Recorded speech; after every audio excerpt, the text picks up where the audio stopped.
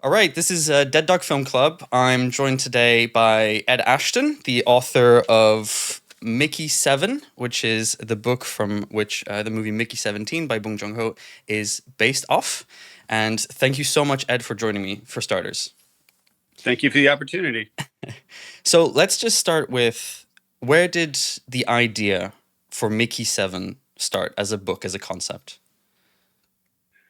Most of my books start the same way. And I know this is a little different than many authors, but I usually start with an image. And for me, the image, and this came to me in 2015, so this has been a while ago, was the image of a man lying at the bottom of a crevasse. And that's the first scene in the book.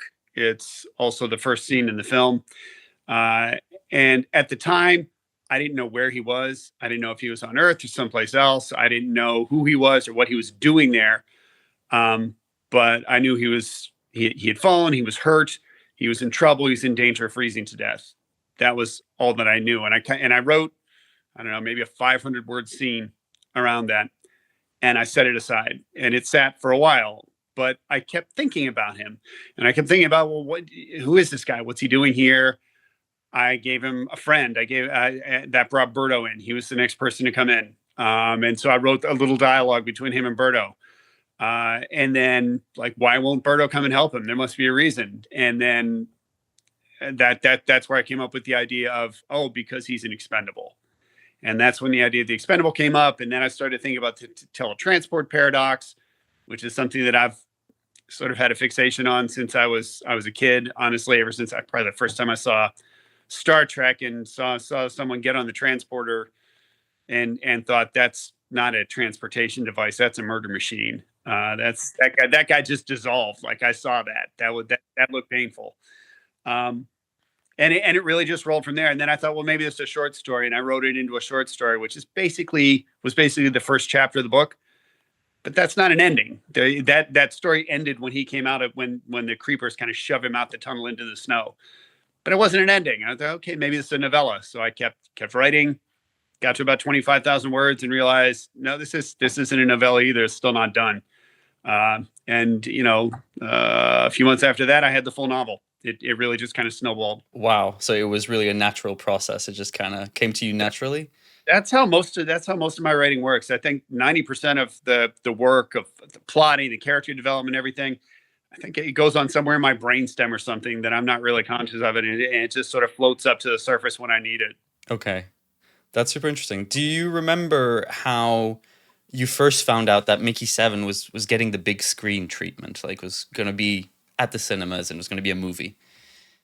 That's not a moment. That's a process. So the process that this book followed was absolutely bizarre. I cannot emphasize how unusual the process that this book took. So I finished the final draft of this book in December of 2019. I handed it into my agent on, I think, the 12th or 13th of January 2020, less than a month after I handed it into my agent. Warner Brothers optioned the book for film. We didn't have a not only did I not have a book, I didn't even have a publication contract for this book. It was literally just a PDF I had sent to my agent, and Warner Brothers picked it up. And now, if you've been around this space, these studios option, 90, 99 projects for every one that actually becomes a film. So the piece of advice they always give you is, you get an option, cash the check, have fun with it, go out to a nice dinner, but, like, don't get too excited. Don't think too much about it. And I took that advice. I didn't expect anything to come from it. But then it was about, I guess, 3 months, 4 months later, I was sitting at my breakfast table, and my wife was sitting across from me. I got a text. It was from my agent. It was just a link. It said, "Click this." I'm like, okay, this is a phishing attack. Obviously, I'm not an idiot. I'm not going to click on that. I thought about it. It's from Paul. Fine, I'll click. So I clicked on it, and it was a deadline article stating that Bong Joon-ho was now attached to the project. And That's Robert how you Pattinson found was out. starring. And that's how I found out. My wife looked at me across the table, and the first thing she said was, "Oh my God, who died?" And I had to Oh, say, right. no, nope. This is a good cardiac arrest I just suffered. It's not a bad thing. This movie's going to happen. But even after that, my agent was always cautioning me. There's like a million ways that these projects can fall apart. In fact, I found out later that the reason when director Bong picked up this project of mine, it was because he had dropped a project that he had spent years working on that he was about halfway through and realized he just couldn't finish. And he had been working on it, he'd been developing it, and he just absolutely dropped it. So that happens. So I spent the next year and a half, 2 years waiting for the text saying, yeah, we're going to let this go. We're dropping it. This is not actually going to happen. And it just kept not coming. And then the next thing I know, I'm in London watching him film the movie. And here we are. We're at the premiere. And, this actually did happen. It really did. Were you familiar with the work of director Bong before you wrote the book, or did you catch up? No, not before I wrote the book. No. Depending on when you say, like I said, I started writing the book in 2015. Okay. By 2020, I had seen Parasite. Right, that makes sense. And I love Parasite. And I had also seen Okja, which I thought was absolutely phenomenal. I honestly think that some of his best work and maybe a little underappreciated. And I caught up with the rest of his work after I found out he was going to be associated with our project. And that really, people have asked me, are you nervous? Are you concerned about what Hollywood's going to do to your book and blah, blah, blah, blah, blah. And honestly, the answer is absolutely not. I have sometimes worried that I might be remembered as the man who destroyed Bong Joon-ho's career. After seeing the film, I don't think that's going to be true either. I think this film's an absolute banger. But I did have a few moments. I don't know if you ever watched The Simpsons. Yeah. But there's an episode of The Simpsons where Homer finds out he's a long lost brother who's a successful owner of an automobile factory. And he allows Homer to design his next car. And it bankrupts the company because it's so bad. And I've wondered if I might be Homer in that scenario with director Bong being the long lost brother. But like I said, I don't think that's going to happen. Actually, I think the film's really going to do well. It's a really fun movie. Yeah, well, this interview would be airing right after people would have been seeing the movie for the first time, or maybe the second if they've got to see it a bit earlier. So yeah, I'm sure we're all in the room feeling the same way. So I was hoping you could tell us a bit more about how much you got to be involved in any of this, if at all, or did you get to talk with director Bong about some of the things from the book at all? Yeah, after he was attached to the project, his production partner Do-Ho Choi set up a Skype call between director Bong and myself. Lasted about 2 hours. He was really interested in the details of the book. He had thought already, even at that stage, very, very deeply. He had, like I said, we didn't even have a printed book yet. It had not been published. It wouldn't be published for another year and a half. But he had printed out a copy of his own and illustrated it himself. He's an artist. He's a very accomplished artist in addition to everything else. And he had illustrated my book himself and drawn his conception of what he thought the dome looked like, what he thought the creepers looked like. And he wanted to talk through it with me. How did I envision these things, and was my vision matching up with what he did? And none of this was necessary. He didn't have to do any of this. When they option your book, they can do whatever they want with it. Yeah. So this was all really him, an act of kindness towards me, honestly. And I have to say, director Bong is one of the kindest and most genuine people I have ever met. He's just an absolutely wonderful person. I can't say enough about him. In addition to that, he did warn me that, look, you wrote a 350-page book. I'm writing a 120-page script. Stuff's going to come out. Stuff's going to change. I have my own sauce I want to put in here. The movie it's a different art form than the book, and it's going to be different. I fully understood that. But he said, and again, he did not have to do this. He said, I want you to tell me, what is the heart of your book? What is the piece of your book that must be in this film? And Wow. I'll promise you, I will put it in my film. Wow. And I thought about it for about 2 seconds, and I said, chapter 19. Chapter 19 has to be in there, because that's the moment that solidifies the relationship between Mickey and Nasha. And to me, that's really what this book and this movie is about. It's about that relationship is the heart of everything. It's what Mickey's life revolves around, and the book revolves around Mickey, and the movie also revolves around Mickey. And he said, I'm so glad you said that. I cried when I read that chapter.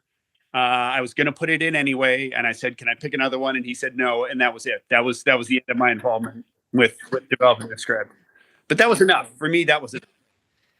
Can you tell us a bit more about the writing of Mickey Seven when it comes to maybe the trickiest part. It's not a. I'm guessing it's not. You said it's a flow. It flowed out of you, but I'm sure there were some parts that were a bit trickier to figure out than others. Can you tell us a bit more about that?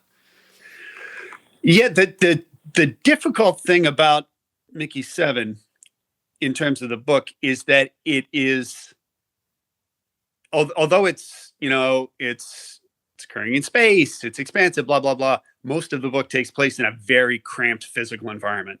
Yeah. Right. Most of the book takes place within this dome, this small crowded space, Yeah. and actually, a lot of that actually takes place specifically within the cafeteria Yeah. of this dome. There's a Yeah. lot of the book takes place right there in the It's cafeteria. about 30 people. I remember Yeah. reading the book. Yeah. Yeah. So there's not, there's not a lot of scenery to play with. You can't have pages going off and describing the beautiful vistas and the mountains and blah, blah, blah, blah, blah.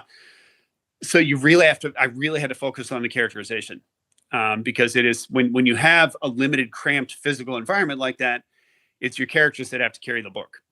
And so I really had to focus on developing my primaries, Mickey and Nasha and Berto and Kat and Marshall all had to be real, and they had to be able to bounce off of each other in interesting, engaging ways, or else, the reader's going to get bored.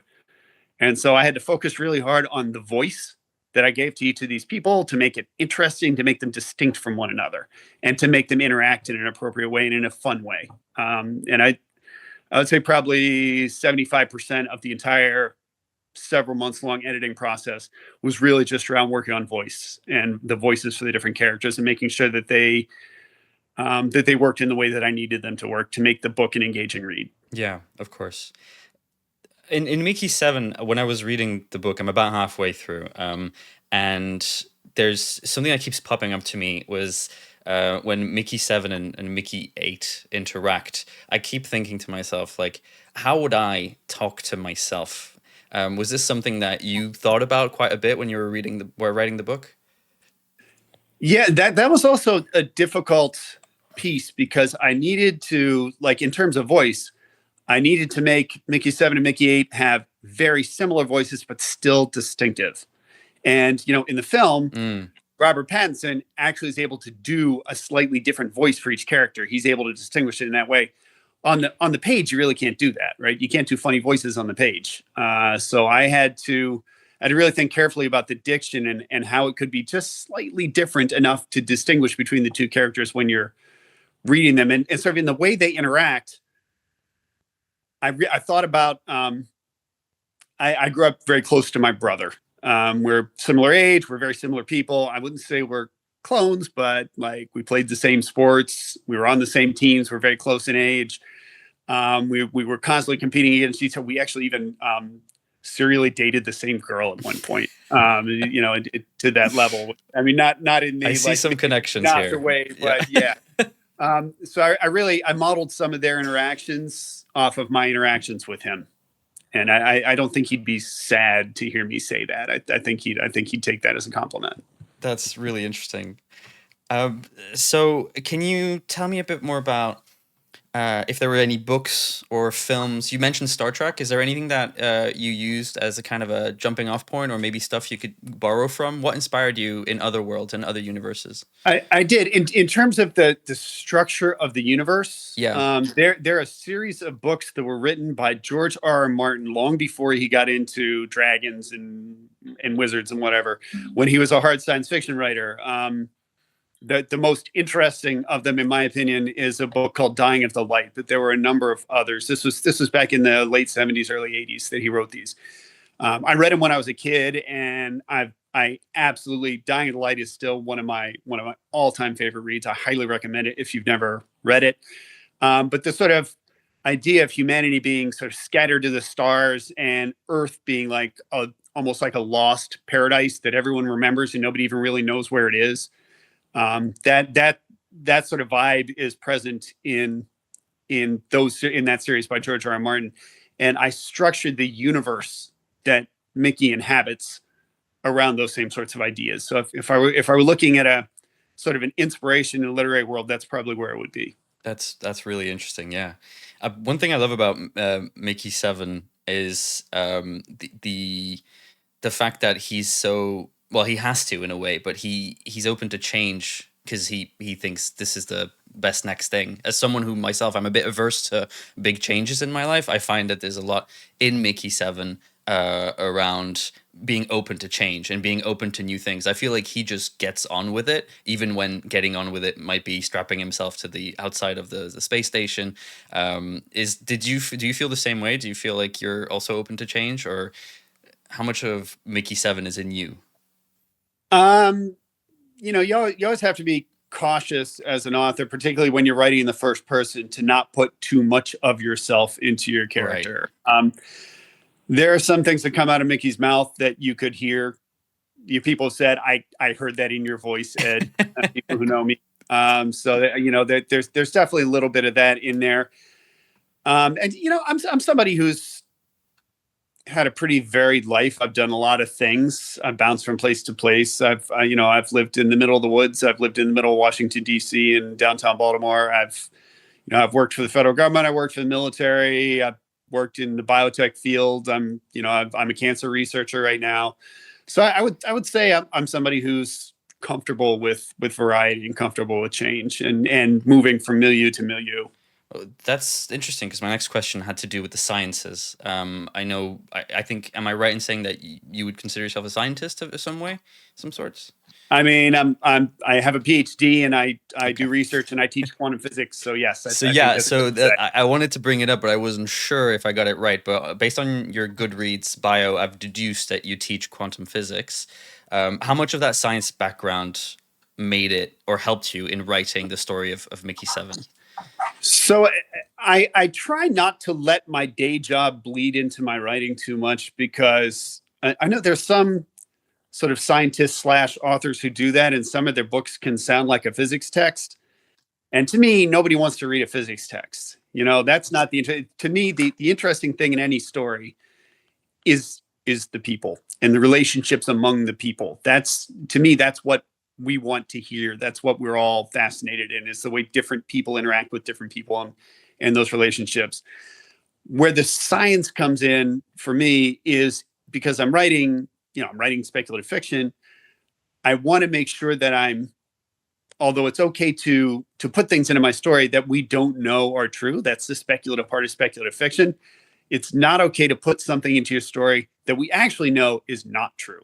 There's nothing that pulls me out of a story faster than reading some science fiction story and the author says something or has characters do something, and I immediately say, "Wait a minute! It's not just that's impossible. Like we already know that is not possible. What you just did." And there are a couple of examples that I teach a course on how to write science fiction, basically. And there are a couple of examples I use, which I'm not going to bore you with right now. But there are a lot of people who write science fiction who don't have any background in science, and often you don't know what you don't know. And things that seem kind of plausible actually, if you don't have that background, can actually be complete nonsense if you do. And I don't write just for other scientists, obviously, but if some other scientist picks up my book, I don't want him him or her 5 pages Interesting. in to say, "Wait a minute, this is nonsense." Right. So And so should I expect Expendables in the future? Is that what you're telling me? I mean, I'm not saying it's not going to happen. I'm not saying it is, but I'm not saying it's not. I mean, that's the big thing for me is to not ever get caught out by someone saying, "Hey, wait, this is complete garbage what you just wrote." And my science background helps me to do that, I think. Thank you. So I believe you've already written a sequel to Mickey Seven. Should we be keeping an eye out for a third book, or do you think that chapter is closed for you now? That's an interesting question. You're right. The sequel, Antimatter Blues, was published in 2023, so that's out there and available. If you liked Mickey Seven, you'll probably like Antimatter Blues. It's a continuation of the story, and it actually gets into a little more of the world. It gets outside the dome. You get to know a lot more about the creepers and sort of their society and how it works. I've got all the world building out of the way in Mickey Seven, so that we can get right to the adventure in the sequel. As far as the third book goes, I have actually plotted out a synopsis for a third book. I've discussed it a couple of times with my editor. I think both my editor and my agent have been of the opinion that the time hasn't been right for a third book in the series because they both wanted to see what happens with this movie and how that affects the way the book is perceived in the market. If the movie does well and the book continues to do well, I mean the book's already done well. We've been translated into 24 different languages and sold plenty of copies. But if that continues, I think the odds that we'll see a third book in this series are pretty good. That's great. That's great. And whatever happens, you will also be part of Bong's life and the director and his work. You'll be sitting next to Memories of Murder, The Host, and of course Parasite. So that must be quite something. I've got a picture on my wall of me and director Bong with our arms around each other's shoulders, and that's all I need. I'm going to keep that up there and look at it every once. Whenever I feel like I'm slipping into obscurity, I'll just look at that picture and remind myself that for one sort of brief shining moment, I was hanging out with famous people. That's amazing. You've got a new sci-fi novel, The Fourth Consort. That is actually coming out. I think by the time we see this will be out. Does it carry any Mickey 7's DNA in it? Or is it a totally different beast? It is. It's for our future science fiction. It takes place in space, so in that sense, it's got some Mickey sort of vibes to it, and the tone. Like all my books have a consistent voice. I think I have a pretty distinctive voice. I don't think there are a lot of other writers out there who sound much like me. And my books all pretty much have that tone and that voice. So if you recognize or if you appreciate the way that the sort of the reading goes, the way the reading flows in Mickey 7 or my other books, you'll probably appreciate it in the same way in The Fourth Consort. But in terms of the themes, the things I'm trying to address, it's a very different book. It's got very different sets of characters. I'm talking about very different. The Fourth Consort is a book that is a lot about communication, which is something that I've been thinking about a lot lately. In a lot of science fiction, when we encounter an alien race or something like that, there's some magical translator that they have, like the Babelfish in Douglas Adams, that just or maybe they just all speak English, like in Star Trek for whatever reason. All the aliens speak English. That never seemed particularly realistic to me. So I equip my protagonist, who's a sort of an interstellar diplomat, with an AI translator that's doing its best, but it's having a really hard time. And there's a lot of miscommunication. And what I'm trying to play with is the idea that even if we can get the words right, if we don't have the cultural context, we can completely miss the meaning. You might have the right words, but still completely misunderstand the meaning of what the other person is trying to say to you. And that leads to a lot of the conflict in the book. But it's a funny book. It's got some of the same comedy elements. Got a little bit of political intrigue, maybe even a little palace romance kind of stuff going on, and lots of fun, weird creatures. So I highly recommend it. I honestly consider this to be some of my best work. That's great. Okay, I'm gonna ask you a last question. This is the one I like to ask all the people I interview. Is what was the last great movie you saw? The last great movie I saw was Mickey 17. Obviously, I mean that is a super easy question.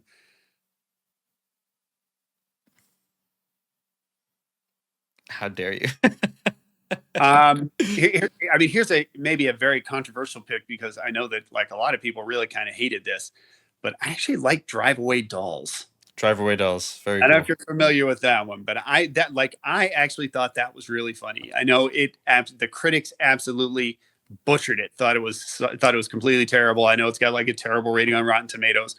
But you know what? I watched it on streaming, and I actually had a lot of fun watching it. I had a good time. So there's my rec. That's cool. So, thank you so much, Ed, for being part of this. Thank you, everybody who came to the screening and saw Mickey 17 by director Bong Joon-ho. And make sure to pick up a copy of Mickey 7 at your closest bookstore. Thank you very much.